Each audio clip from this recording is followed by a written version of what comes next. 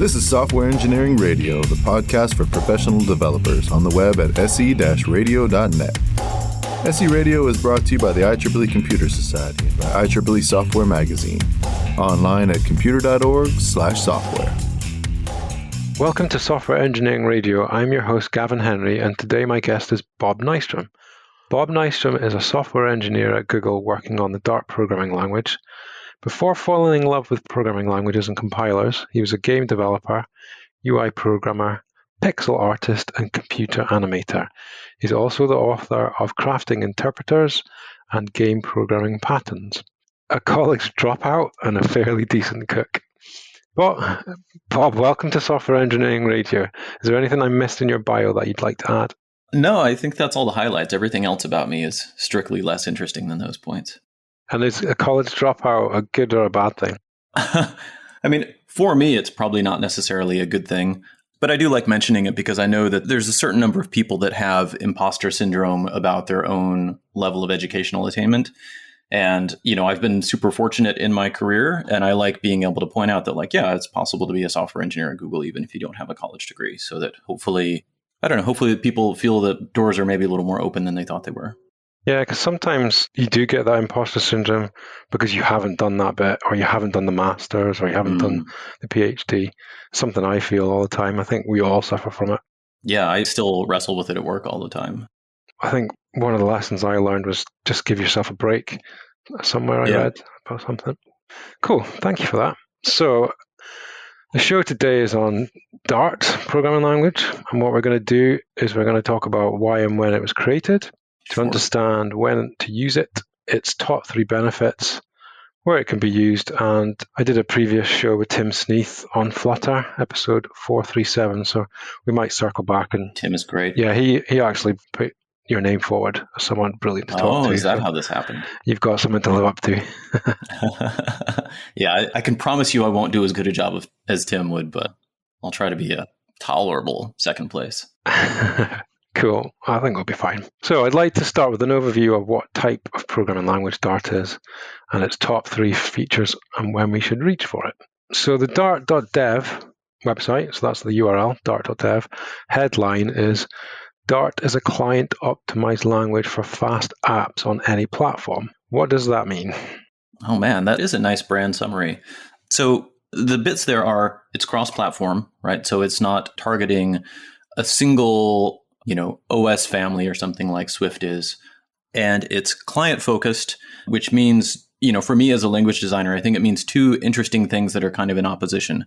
One of them is that it's a language designed to run on hardware that the programmer doesn't control, right? So if I'm using a language like, Ruby or Python on a server and, I'm making a website or a service or something, I generally control the hardware, right? So if my language is slow, it's running on my machines anyway, and I can throw more machines at it, right? So I have ways to sort of balance cost and performance that are under my control.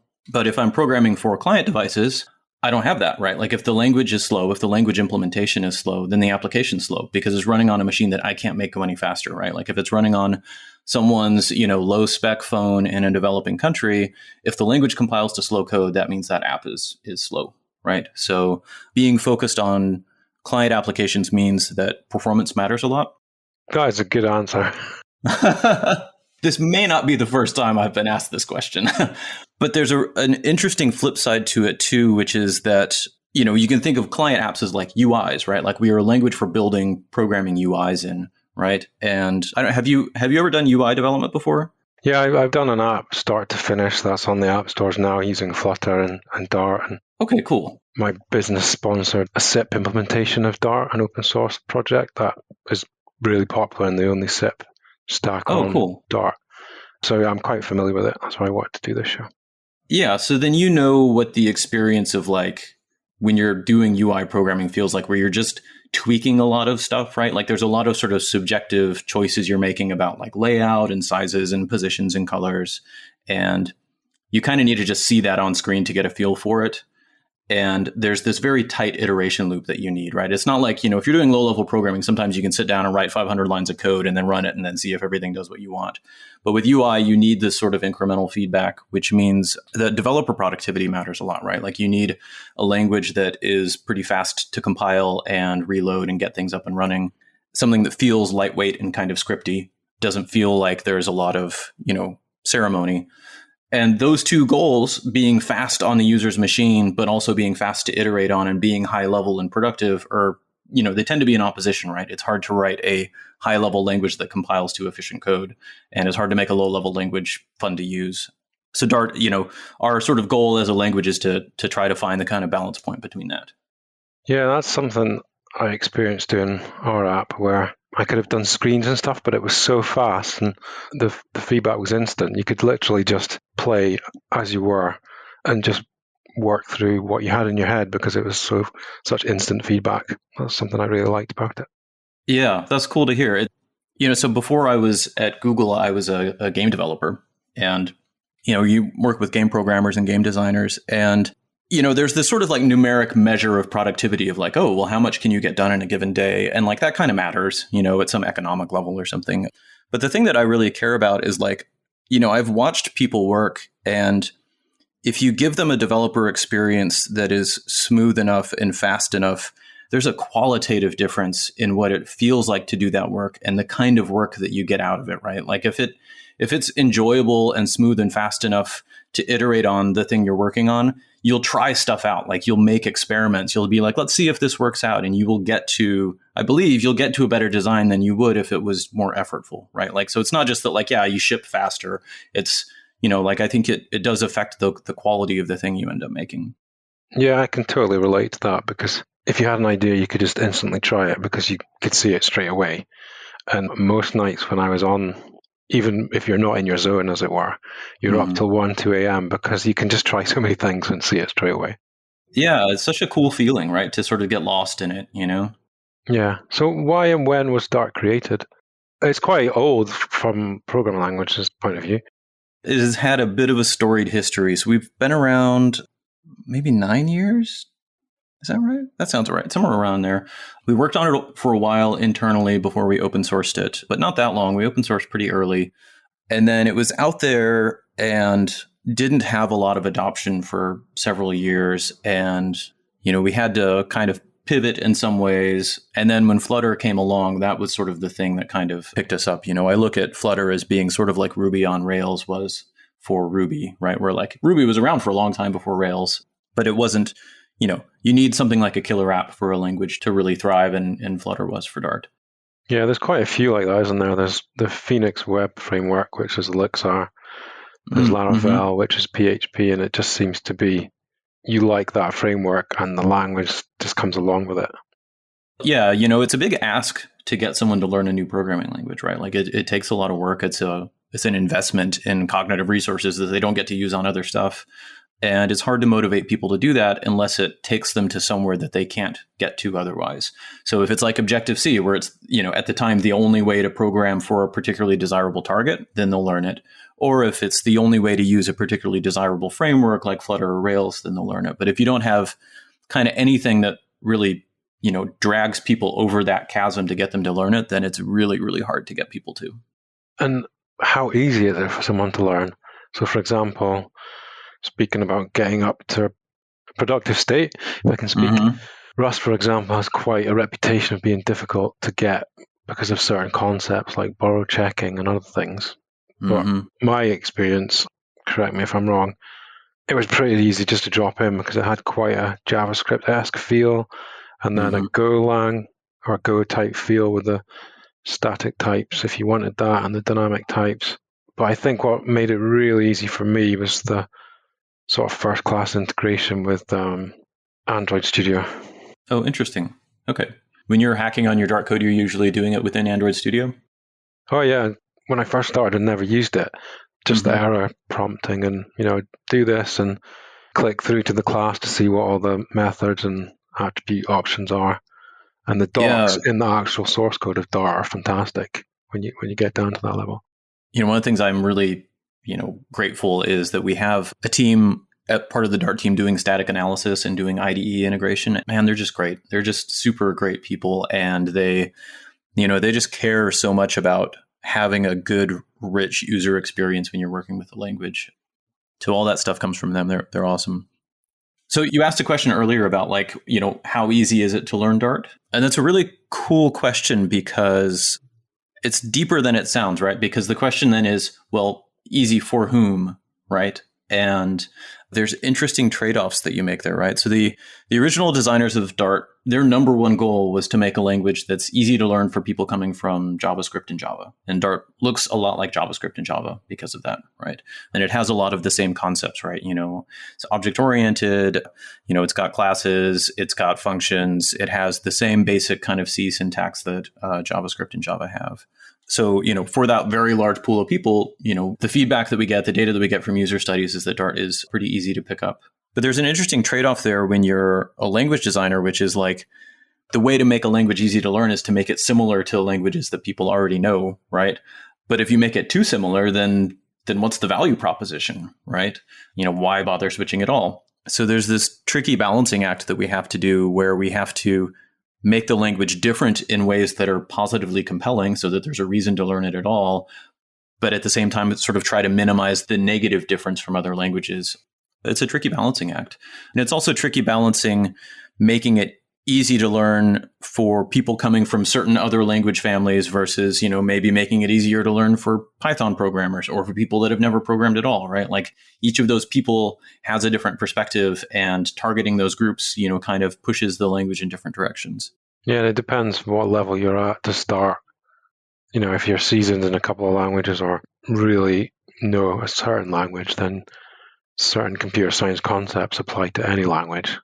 And then it comes down to the quality of the community ecosystem that you're trying to figure out, well, how do I do this in Dart? Because I know how to do it in Java or JavaScript or another language. Yeah. So I think we've touched on what other languages are similar to Dart, which is JavaScript. When should a programmer use Dart, say, if they're not using Flutter? You should use Dart all the time for all of your programming needs, obviously. It's a good question. So at one level, we are a general purpose language. We ship with a command line VM that has, networking and file system integration built into it, kind of like Node.js is for JavaScript. So you can write, command line apps, services, servers, all sorts of stuff in Dart. Almost all of our tools that we ship with Dart are written in Dart. So our static analysis framework, our compilers to JavaScript, code formatter, all that stuff, all that's written in Dart. I think it's a pretty good general purpose language. So short answer is use it for all the stuff. But we have, we do generally invest in it being a client-side UI language to some degree, maybe at the expense of other domains. And in particular, it's really, really difficult to compete with other languages when it comes to writing, servers and services, that kind of stuff, web framework, backend web framework kind of stuff. Not really at the language level, but at the ecosystem level, right? Like if you're writing a web backend in, Ruby or Python or Java, there is already bindings and mature libraries for every single database and other, facility that you need. All that stuff exists. Yeah, it comes down to the libraries you have access to and not having to start. Yeah. We're getting there with Dart. It's growing, but, we're not as far along there as languages that have, a 20-year head start on us. So that ends up kind of being one of the limiting factors. We are in some ways a high-level language. Language is garbage collected, memory safe. So the performance that we get is good. I feel good about it, but it's probably not the best language for stuff that it needs to either be very low level or very high performance, right? So you could, you can write games in Dart, but you're probably not going to write a AAA game, and you're probably not going to want to write a USB driver or something in Dart where you need, access to raw memory, things like that. But you do have the FFI? Yeah, so we have FFI. We have pretty nice C and C++ interop now.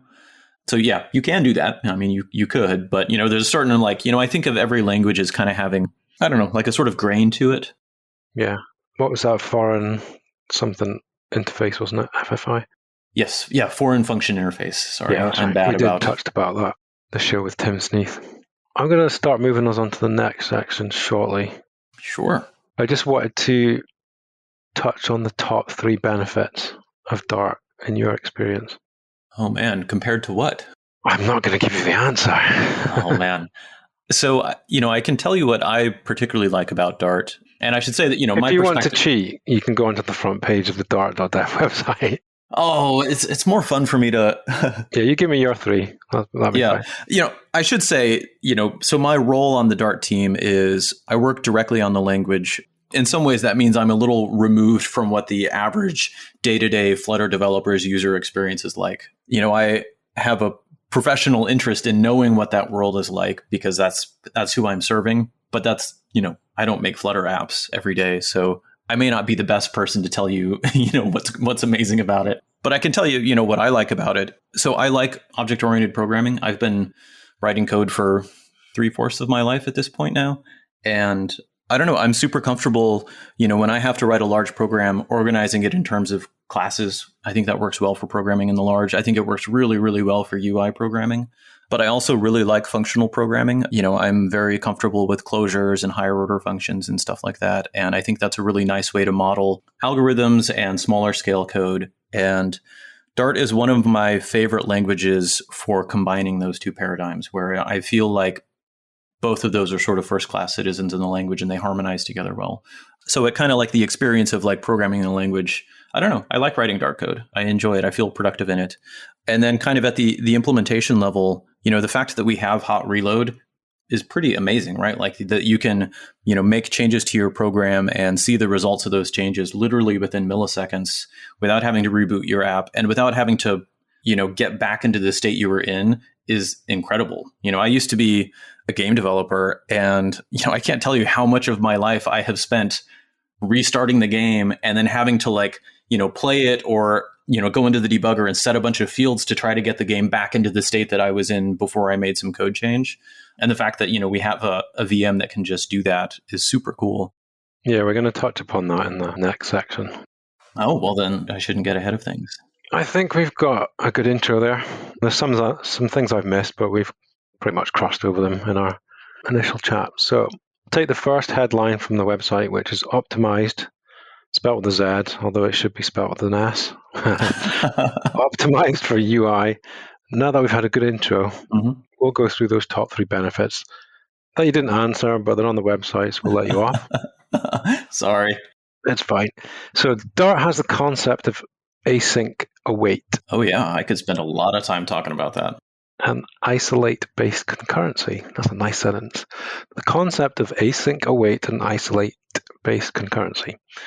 What the heck are these and why are they important for user interfaces? So they're fairly separate from each other. So you can have one without the other. So Dart has these things called isolates. I don't know where that word came from. I don't know if it exists outside of the Dart ecosystem, but they are concurrency primitive, right? So they're a way of having multiple threads running truly concurrently without having the complexity and the overhead of thread synchronization, right? So, concurrency is in a lot of ways kind of like the holy grail of programming languages, where it doesn't seem like anyone has found a silver bullet for how to let people use multiple cores effectively in a really nice, usable programming paradigm, right? Like it seems like every model for concurrency has downsides, and isolates is one approach to that. So the way isolates work is you can think of each of them as each isolate is essentially a separate little Dart program that is running concurrently with the main Dart program.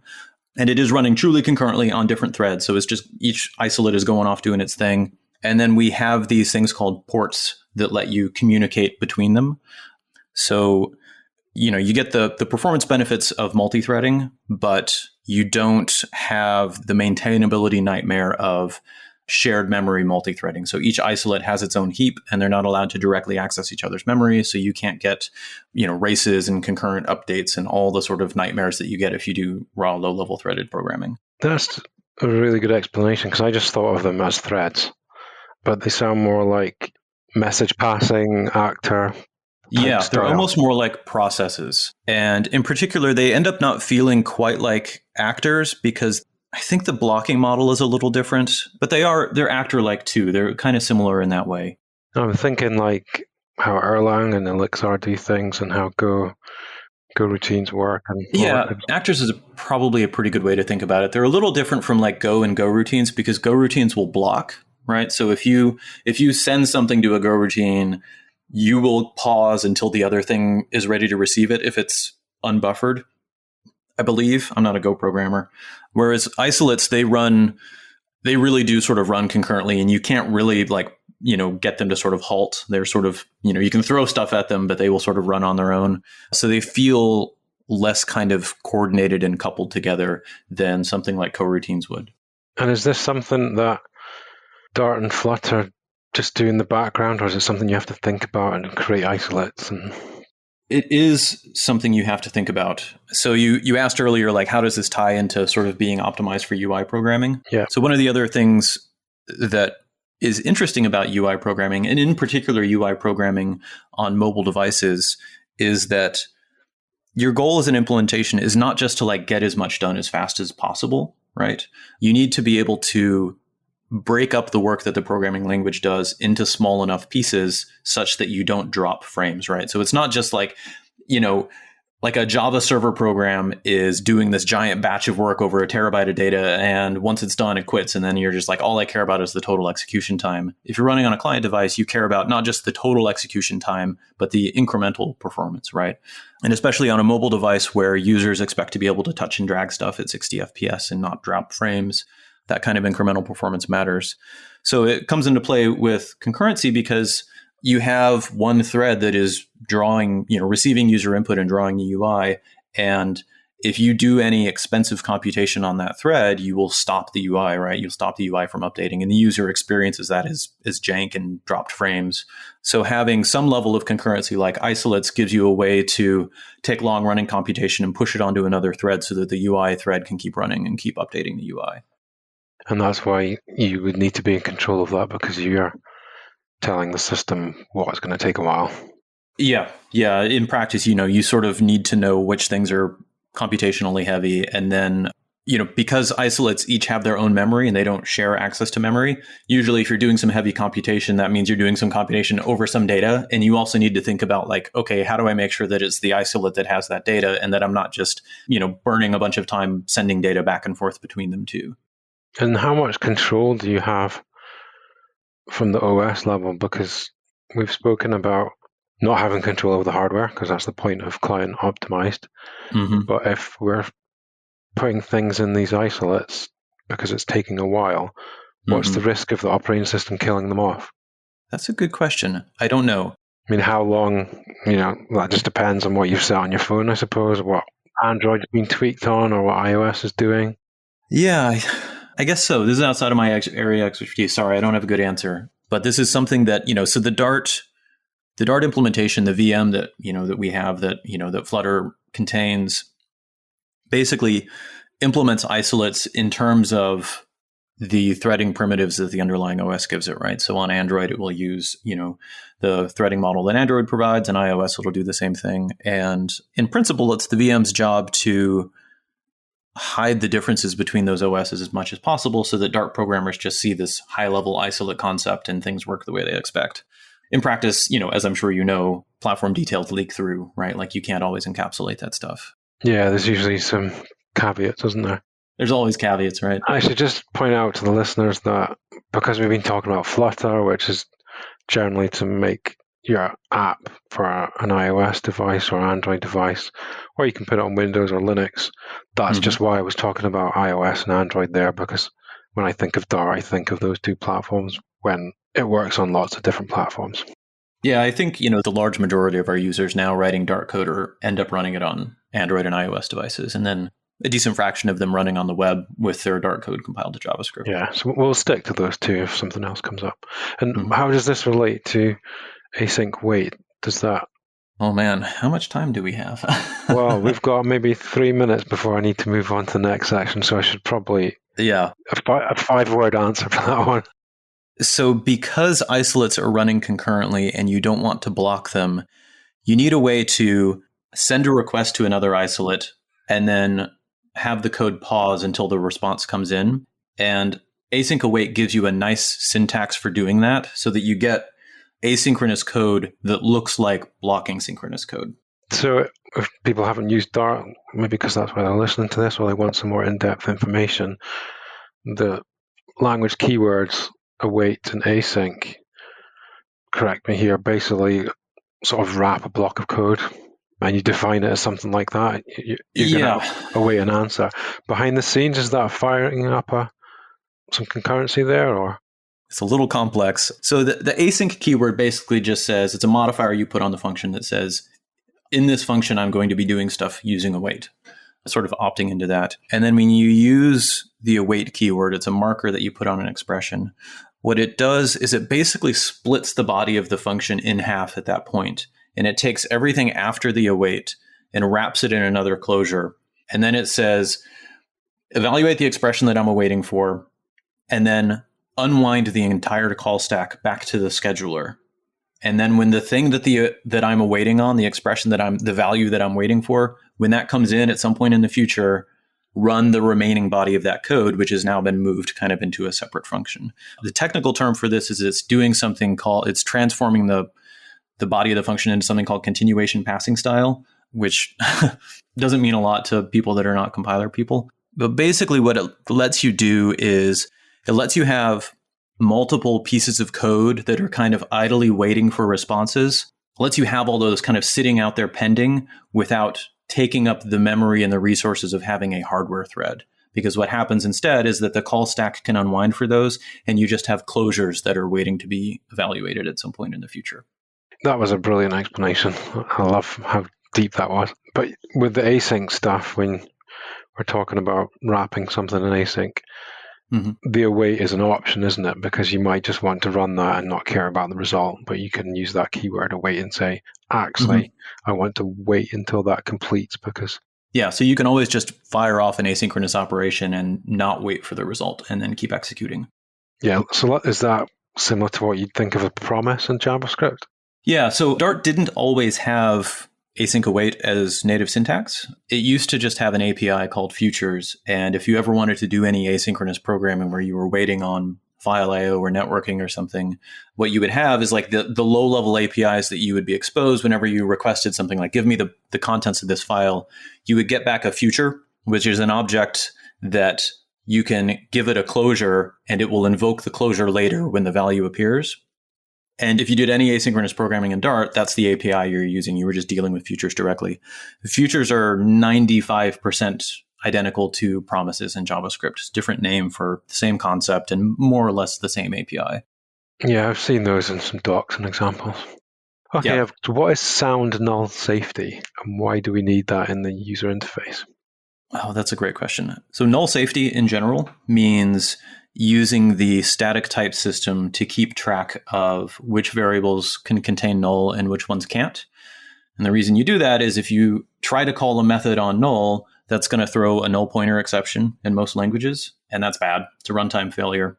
So if you have null safety, what you can do then is the static type system can prevent those errors. It can basically turn those into compile errors where it says, hey, this is a place that you could be calling a method on null, and it will make that an error. So Dart has that. A few other languages out there have it now. Sound null safety. When a type system is sound, what that means is that the language guarantees that there's no way for a running program to violate the rules of the static type system. So in the case of null safety, it means if a variable doesn't allow null, the type system promises that you will never, ever see null in that variable. What's nice about that is it means that the compiler can optimize based on those assumptions. So we can use null safety not just to help find user bugs, but to generate faster, smaller code too. Okay, but you also need to know about null safety when you're doing things. But the GUI is pretty good. Android Studio with the Dart analysis tool is pretty hard to switch off. I've managed to switch it off because I haven't had time to update some of my work. Yeah. But it does complain a lot. Okay, so what is a spread operator and is this unique to Dart? That's a great question because I designed the feature that added that to Dart.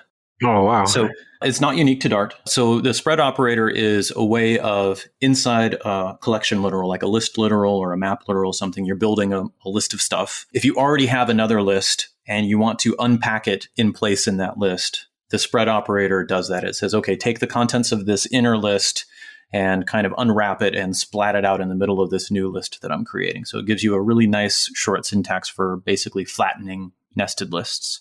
It's not unique to Dart. JavaScript has them. Ruby, I think Python does too. Most of the scripting languages, either have them or end up getting it at some point.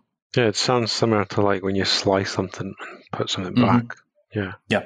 Okay, what is collection if? And again, is this unique to Dart? So collection if and collection for, if you're going to get to that, they, as far as I know, they actually are unique to Dart. And these are 3 features that I designed a couple years ago, and they all work within the context of collection literals. So collection if lets you do something that looks like an if statement in the middle of like a list literal or a map literal. And then basically when that condition is true in the if, then it will create the element that is after that if, right? So if you have, if it's Tuesday, add this element, then only when it's Tuesday do you get that element in the list. That doesn't sound super interesting, but it ends up actually being pretty useful when you look at Flutter code, because Flutter builds UI using vanilla Dart code. It doesn't use a separate template language or some other declarative language. A lot of Flutter code is these very large expressions, deeply nested, containing lots of big list literals. You'll have lists of children for many different things.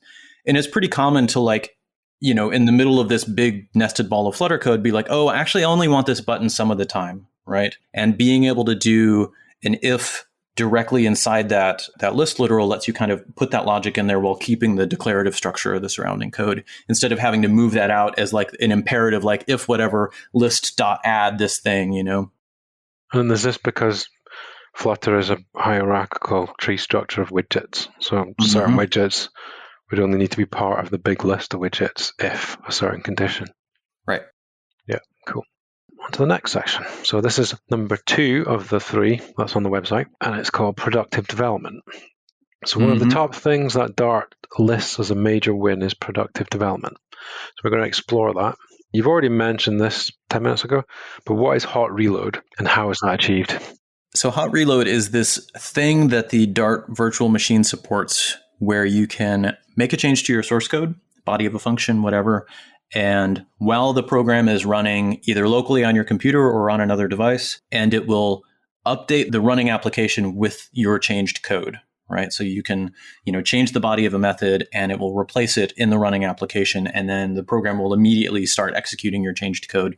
You don't have to restart the application, and none of the application state gets reset. So imagine you're working on a Flutter app and you've navigated, 20 screens deep into some settings UI or something. And then you're like, oh, actually, that's the wrong color. You fix the color, which is some Dart code, and you immediately get the change in your running application, and you're still on that same screen, right? Like you don't have to re-navigate back in.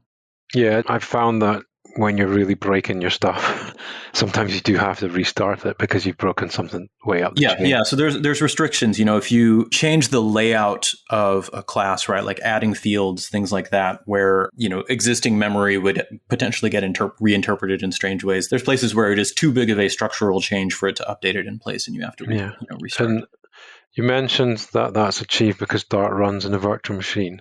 Mm-hmm. And we're getting onto another bit. I don't want to jump too far ahead. But that's basically how it runs, isn't it? The Dart virtual machine starts and then loads your code. Mm-hmm. Okay. Can we use that hot reload technique or feature in non-user interface programs? That's a good question. I believe so, but I haven't tried it myself and I don't know much about it. I'm thinking about, in production upgrades of bits, and you don't need to restart the server side stuff. Oh, that's interesting. That's an interesting use case. I think like how Erlang works. Yeah, that is like Erlang's bread and butter, right? Is the ability to hot patch live executables. I think we generally think of hot reload as a development time feature and a productivity feature, and not a deployment feature. Yeah, I don't think it would have any persistence, would it? Yeah, so I don't know how it persists, and then I don't know if it works in the context of an optimized build. Right. It may only work in, development / debug mode. I could be wrong. This is also not my area of expertise. Okay. So we've touched about this next bit slightly when we've spoken about dynamic and static types, which means Dart has a flexible type system. Mm-hmm. How can a type system be flexible? Oh, man, that's a really good question. So static type systems, they're conservative, right? So a static type system sort of by definition, it will report a compile error if it thinks that the program could do something bad at a particular location. If there's any way for a bad thing to happen, that's a compile error, right? In practice, many programs are dynamically correct. Like it wouldn't actually at execution time do the thing that causes that error, but the static type system doesn't know that, right? So static type systems yell at you about some subset of programs that actually would be fine if you just shipped them, right? And that is frustrating for users, right? Because, they know their program actually does run right, but the static type system, the compiler won't let them run it. So being a sort of flexible, usable static type system means having the type system's rules expressive enough that most of the programs that users know are correct don't have compile errors and they're able to run them. But you could pick and choose between them or run them together in your code. So you could opt to say, right, everything I'm going to do is going to be static types. Yeah, so you could also, try to have a mixture of static and dynamic types. So you could have part of your program just be dynamically typed. And, oh man, there's a long discussion we could have about that. But there's been a lot of academic research into different ways to have a mixture of dynamic and static types in a single program. There's gradual typing, optional typing. It gets really, really complicated, and there's a lot of difficult trade-offs there. So, but would it come back to what you said before with the sound null safety, that if you thought about everything and did static types, you could potentially make it faster for yourself if you profiled it? Or yeah, so that is part of the trade-off, right? So anytime you step outside the bounds of the static type system and you rely on dynamic typing, there is a performance hit, right? There's a reason that Python and Ruby tend to be slower than Java and C++, right? And a big part of that is the static types. People talk about this a lot, dynamic versus static. Do you have any order of magnitudes or numbers? Is this milliseconds, slower, seconds, hours? Does it just depend on what you're doing with that code? It's a good question. It's you get worried about all this stuff, analysis paralysis, as you call it. Yeah, I mean, the trade-off between dynamic and static typing is super complex, right? Because there are trade-offs at every level, right? Like there's performance trade-offs, there's implementation complexity trade-offs, there's like ecosystem level trade-offs, there's learnability trade-offs. And, when a language is designed, it's designed holistically around its choice of type system, right? So it's not like it's hard to find, ways to make fair comparisons about performance between a dynamically typed language and a statically typed language because they are different languages outside of just their type system, right? So there end up being kind of a lot of confounding factors if you're trying to just figure out like how much faster is a static type. I don't have good numbers, but I'm confident that static type systems overall, sound static type systems do let compiler authors generate faster code than dynamically typed ones. Yeah, I think you touched upon some of the other reasons. Like we're thinking about JavaScript and how popular TypeScript is. Potentially makes things faster, but also you don't have to think too much about tracing where things are going because it was this before and now it's that. Yeah, there's a whole lot of productivity improvements when programming in the large if you have static type systems, right? Like if you have types, then it means your IDE has a much richer understanding of how the program is connected to each other. Different parts of it are connected to each other, and it can reflect that back to you, right? You get code navigation, you get automated refactoring, you change the signature of some method and it will tell you before you run any code, all of the call sites that got broken by that, right? So there's a lot of kind of large scale maintainability benefits that you get when you have types. Because you're mainly involved in the back end world of it, I suppose. What's the tooling like for us mortals with regards to rich static analysis, powerful and configurable tooling, as the website says? I think we have a great IDE story. I spend most of my time writing Dart code. I use IntelliJ because most of my stuff is running directly on the command line. But our static analysis framework is designed to be pluggable into a whole bunch of different IDEs. So it, works in Android Studio. We have VS Code integration. I think there's stuff for Emacs and Vim. And I think it's solid. I'm pretty biased. And I also, I don't spend a ton of time in modern Java and C++ IDEs, but we have all the stuff that you know and expect, right? Like we have, a rich set of compilers. We have all the code navigation you want, go to definition, find call sites, all that stuff. We have automated refactoring. We have a linting framework that we ship with and a lot of lints that are based on static analysis that will help you find, common mistakes or, help you write more idiomatic code. We try to make the language as productive in your editing environment, even before you run code, as we can. I would totally agree with that. I've been doing Flutter and Dart for 2.5 years, and I just like right-clicking and doing Dart format and refactoring all of that without having to think too much. Yeah, having an automated formatter is nice. Yeah, you just get on with it. So does it have out-of-the-box profiling, logging, and debugging as well? Yeah, so it ships with the debugger, and you can debug all kinds of Dart applications, command line, web stuff. We have, for web developers in Dart, we have 2 compilers to JavaScript. One of them will compile to a very optimized, shippable deployment JavaScript, but then we have a separate one that compiles to more readable modular JS that is a little more debuggable, and then also have source map support so that you can, in your browser, step through the Dart code. Yeah, we have a nice profiler integrated with a nice UI for it, so it will do flame graphs and all that stuff, so you can see where your time's going. It's pretty cool. I've seen that, and that's really nice. And is there something special about Dart that makes all that easy? At the language level, not really. One of the things I find really interesting about being on a language is like so much of language success is just work, right? It's just engineering. You just like built all the tools and wrote all the libraries and tested all the things. And one of the things that's like a real luxury on the Dart team is like we have a large amount of like real deep compiler and VM experts, and we've sunk a lot of time into it, right? So we just have, a very mature JIT, just-in-time compiler, a really mature VM, debugger, profiler, ahead-of-time compiler to native code, extremely mature JavaScript compilers. Like we've just, we've been working on the language for about a decade, and we just sunk a lot of time into it. And how many people work on Dart? Do you know? Oh man, I don't know. I think Tim said there's a lot. Yes. I don't know the exact number, and if I did, I don't know if I'm allowed to say the exact number, but more than a few and less than a ton. Yeah, I think it was something around 100 or over, something like that. It was quite a lot. It's in the show, public knowledge, so I'll dig that out. Right, I've got to move us on to the last section, which is the third benefit on the website, which says fast on all platforms. Mm-hmm. So in this last section, I'd like to close off the show talking about speed and how Dart can run on lots of different platforms. Oh boy. Do you know of a good place to get some numerical data or public benchmarks? Or, what do we mean by fast? Is that frames per second or what? How do we understand that?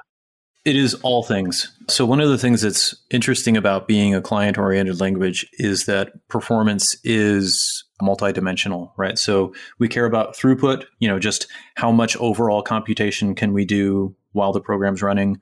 But we also care about latency, how much can the program avoid pauses, and in particular, garbage collection pauses. We care about startup time because users expect client applications to immediately be responsive. We care about memory usage. We even care about code size because download size really does matter, especially for users in developing countries where the internet infrastructure isn't as strong. Performance for us means like all of those things. Okay. And fast can also mean productive, getting going with it fast as well. How does it manage to run on lots of different platforms? Man, we just did the work. So the Dart team was started by a bunch of people that were senior people on the V8 team. V8 is the JavaScript VM in Chrome. And we have, we've acquired and, built a bigger team beyond that over the years. So we have a lot of people that just have, decades of experience with virtual machines, compilers, and we've just put a lot of time into it, So it's interesting. If you look around at other languages, you can find a lot of languages that have mature native code compilers, C++, Swift, languages like that. And you can find languages that have pretty mature compilers to JavaScript, like TypeScript. But there are fairly few languages that have mature versions of both of those. Usually what you see is the language has a really good native compiler and a JavaScript compiler that is kind of a work in progress, and it works, but is maybe not super optimized. Or the other way around, where the language is mainly a web language, but then they're starting to add native support, And Dart is one of the few languages where we've We've been actively working on and maintaining both of those for about a decade at this point. So they're both just pretty solid. We've shipped lots and lots of big apps on them. Is that because that's what you need, those platforms, for it to run on, or there's external demand in the community?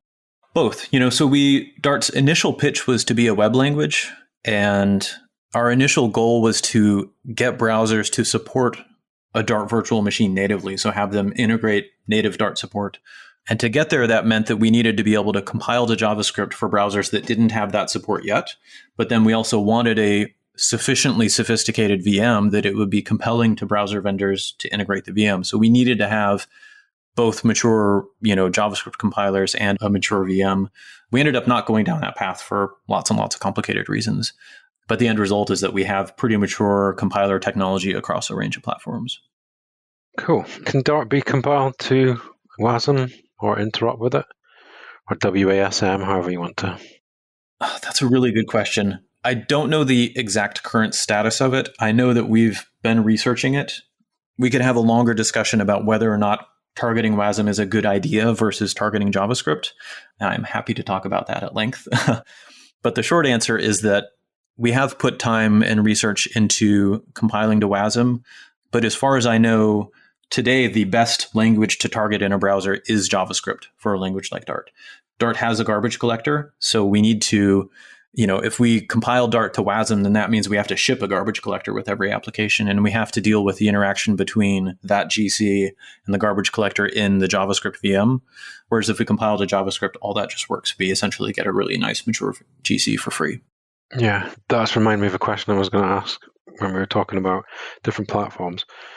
In your experience as a language developer, are there differences between garbage collection across different languages? Oh, yeah. That's a thing, right? Like there are people on this earth that spend their entire careers becoming garbage collection experts, and there's just a wide range of ways to do it.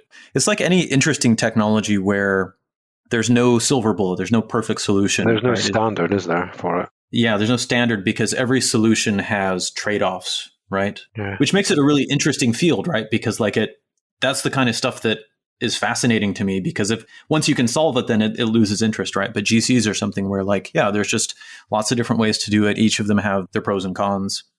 The reason why I asked that is because I was wondering if it's a choice between, do I use a language, even if it has this option to manage my own memory, or go for a language that have garbage collection. But then you have to actually think, how good is that garbage collection in that language, don't you? Yeah. That's interesting.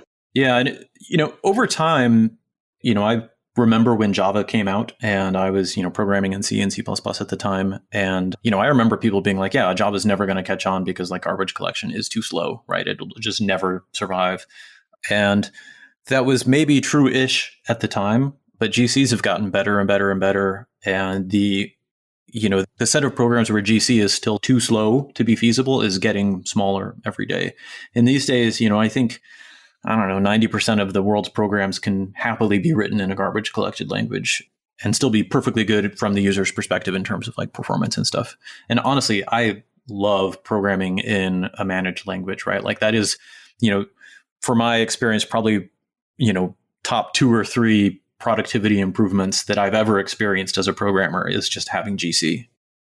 So we touched on AOT before, ahead of time compiling. How does AOT compile apps to native machine code for Dart? Yeah, so, it's funny that we talk about it as AOT, like that is an important modifier, but most users just think of it as compilation, right? So a C compiler, a Rust compiler, that's doing AOT compilation. It just means take the program, compile the whole thing to machine code and be done with it, right? We talk about it as AOT for Dart because Dart doesn't only have an ahead of time compiler. We also have a just-in-time compiler, which means it works more like, JavaScript or scripting languages where your program, you immediately run from source and under the hood, it is compiling it to machine code on the fly. That's why we can do so many different things with Dart. Yeah, that's why we can do things like hot reload and stuff like that. And can we build static binaries with Dart? Yep. Yeah, we can compile fully to a fully, native machine code executable. And just ship that cloud native style onto anything. And I don't need to manage my own memory. No, it will include the runtime in it. You can think of its compilation models very similar to Go, right? Like Go has a garbage collector and a runtime representation, but it compiles to a static executable. And what it does is it just bundles that entire runtime in with your executable. And when you ahead of time compile the Dart program, it does the same thing. So it just, sticks the GC and the other machinery needed for object representation in there.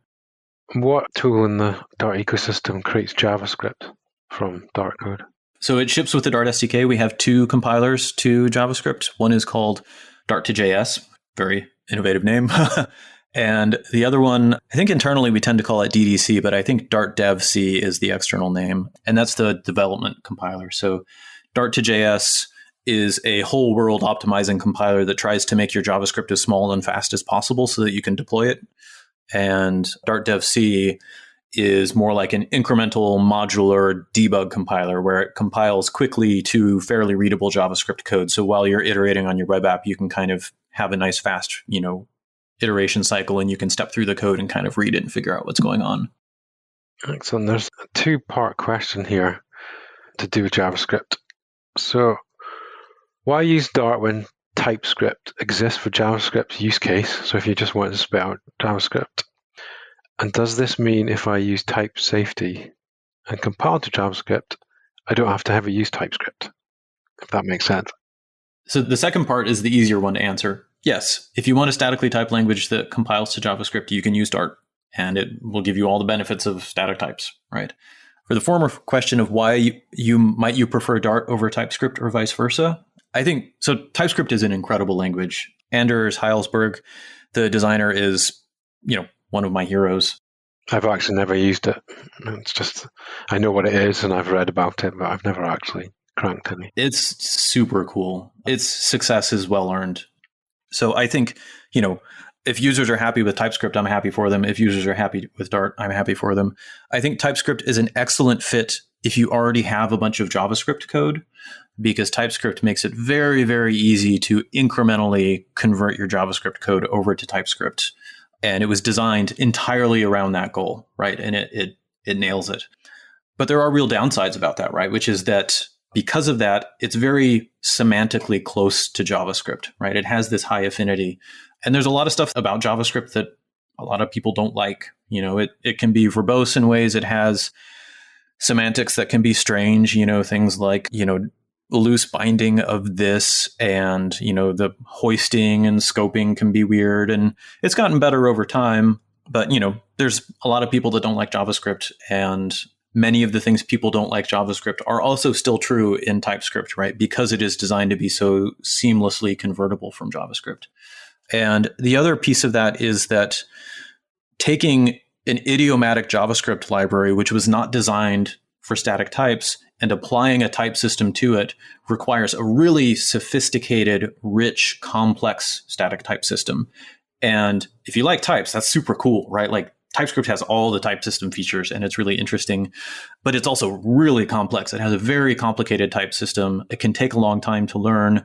And it can, in large programs, it can take a long time to type check just because there is a lot of machinery going on under the hood there. The type system may actually even be Turing complete. So there is a cost there. There's a cognitive load to a type system of that level of complexity. Whereas Dart is more of a sort of clean slate language, right? Where if you are starting a new program from scratch and you want a language that feels like it was, sort of holistically designed around static types, and it was designed in an environment where it could learn from the mistakes of JavaScript and be simpler and easier to understand because of that, then Dart is a good fit for that, right? Like I think Dart is a simpler language, an easier to learn language, an easier language to fit in your head. Cool. I'll just close off this last section. I've got a couple of other questions I think we've got time for as well before we wrap up. But do you have any tips for the hard to define word fast Dart? Do we always use types for that, or, is there any rules of thumb? Yeah, so in general, avoiding the dynamic type is going to help. But for the most part, your Dart code is already not using the dynamic type. It's most of the time using type inference and giving you the correct static type anyway. So you don't usually have to think about that very much.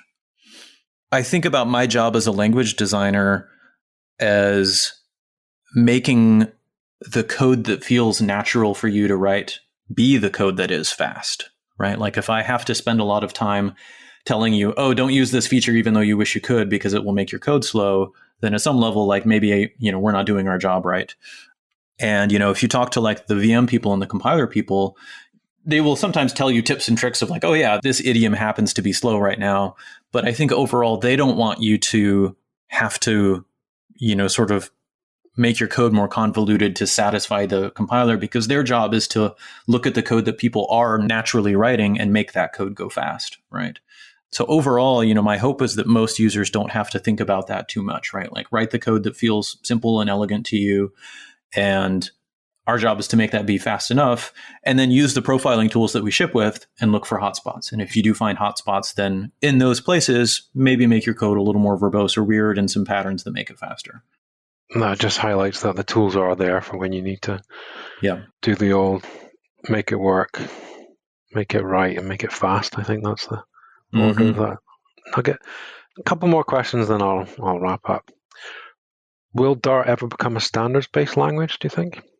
We do have an ECMA standard. I think the current state of the language is ahead of the most recent ECMA version of it.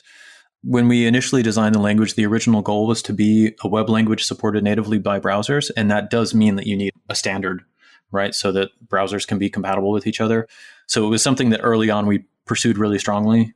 Now that we are not trying to be natively supported in browsers, it's relatively less important for us to have an open third-party official standard. It's still valuable and it's still a useful thing to do.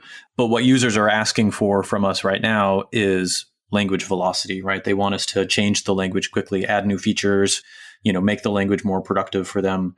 They're asking for that more than they're asking for standardization. And that's, kind of how we're prioritizing. At some point, I could see us getting to a state where if there are multiple independent implementations of Dart and compatibility is becoming an issue, then users will prioritize having an official standard more than language velocity. But I don't think it's where we're at in the life cycle of the language right now. Yeah, I suppose that comes down to if someone else is writing a compiler or a virtual machine, then you kind of need a standard to work to. Yeah, and in particular, if you find yourself in the situation where you have multiple competing implementations from antagonistic companies, you really need a standard so that you can avoid the embrace, extend, extinguish failure mode, right? But we're not in that state, so. Exactly. Is there any ambitions for Flutter on the desktop to replace like Electron? Is that a thing? That's a good question. I suppose it's a question of ambitions for whom. I certainly think that lots of people on the Dart and Flutter team hope that we can make desktop support for Dart compelling enough that people that would maybe consider Electron for some apps would end up choosing Dart instead. And that's definitely a goal.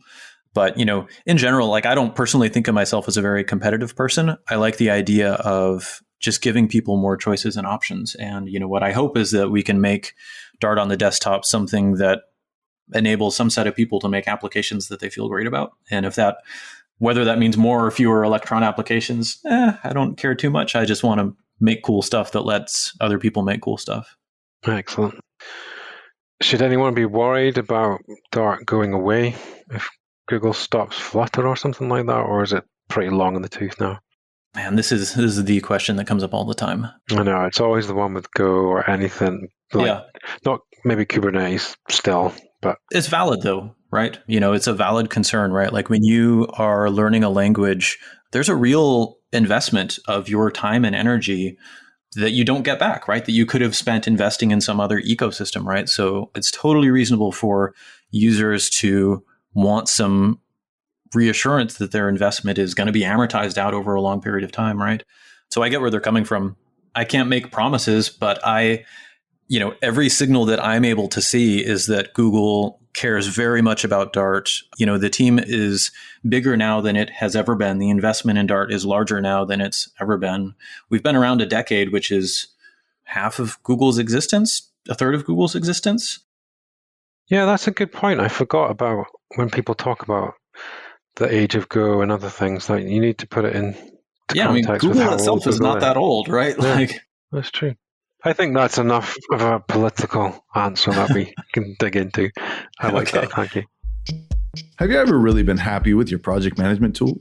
Most are too simple for a growing engineering team to manage everything or too complex for anyone to want to use them without constant prodding. Shortcut, formerly known as Clubhouse, is different though because it's worse. Wait, no, we mean it's better. Shortcut is project management built specifically for software teams. It's fast, intuitive, flexible, powerful, and many other nice positive adjectives.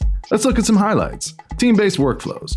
Individual teams can use Shortcut's default workflows or customize them to match the way they work. Org-wide goals and roadmaps. The work in these workflows is automatically tied into larger company goals. It takes one click to move from a roadmap to a team's work to individual updates and vice versa. Tight VCS integrations. Whether you use GitHub, GitLab, or Bitbucket, Shortcut ties directly to them so that you can update progress from the command line. The rest of Shortcut is just as keyboard friendly with their power bar allowing you to do virtually anything without touching your mouse. Throw that thing in the trash. Iterations planning. Set weekly priorities and then let Shortcut run the schedule for you with accompanying burn-down charts and other reporting. Give it a try at shortcut.com/SERadio. Again, that's shortcut.com/SERadio. Shortcut, again, formerly known as Clubhouse, because you shouldn't have to project manage your project management. Right, let's wrap this up. So obviously, Dart is a very powerful language with a strong, enjoyable ecosystem. But if there was one thing a software engineer should remember from our show, what would you like that to be? I hope that they check out Dart and that they find that it's a language that's really enjoyable for them and makes it fun for them to make applications. And is there anything that we missed that you'd like to mention that you expected to come up? Not that I can think of. No, I think you did great. I think we had a good ad hoc chat about certain things that came up and a good structure. So I really enjoyed that. Thank you. Yeah. Thanks for having me. Where can people find out more? We've got your Twitter account. Yeah, so dart.dev and flutter.dev are the main entry points. My Twitter handle is munificentbob. Unfortunately, Munificent, which is my GitHub name, was not available on Twitter. Whoever that is who got it first. But really, dart.dev and flutter.dev are where you want to go. Thanks. So, Bob, thanks for coming on the show. It's been a real pleasure. This is Gavin Henry for Software Engineering Radio. Thank you for listening. Yeah, thanks for having me. Thanks for listening to SE Radio, an educational program brought to you by IEEE Software Magazine. For more about the podcast, including other episodes, visit our website at se-radio.net. To provide feedback, you can comment on each episode on the website or reach us on LinkedIn, Facebook, Twitter, or through our Slack channel at seradio.slack.com. You can also email us at team@se-radio.net. This and all other episodes of SE Radio is licensed under Creative Commons License 2.5. Thanks for listening.